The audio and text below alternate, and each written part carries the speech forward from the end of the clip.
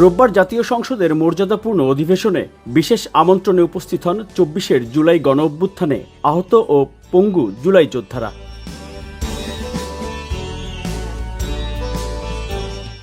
প্রধানমন্ত্রী তারেক রহমান সংসদে প্রবেশ করার পথেই দেখা হয় এক আহত জুলাই যোদ্ধার সঙ্গে। বেশ কিছু সময় তার সঙ্গে কথা বলেন প্রধানমন্ত্রী, চিকিৎসার খোঁজ খবর নেন।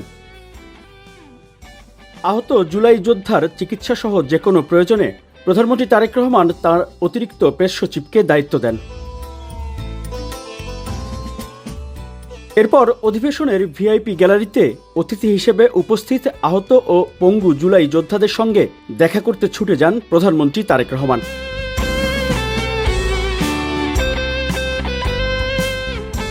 প্রধানমন্ত্রী বলেন, আপনাদের আত্মত্যাগের প্রতি গোটা জাতির সম্মান রয়েছে।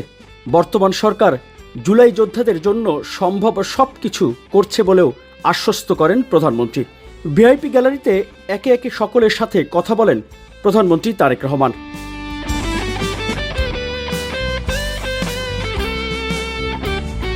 জুলাই যোদ্ধাদের সঙ্গে বেশ কিছু সময় কথা বলে তাদের চিকিৎসার খোঁজ খবর নেন তারেক রহমান। প্রধানমন্ত্রীর এমন আন্তরিকতায় আবেগ আপ্লুত হন জুলাই যোদ্ধারাও। Desk report, open media cell, Dhaka.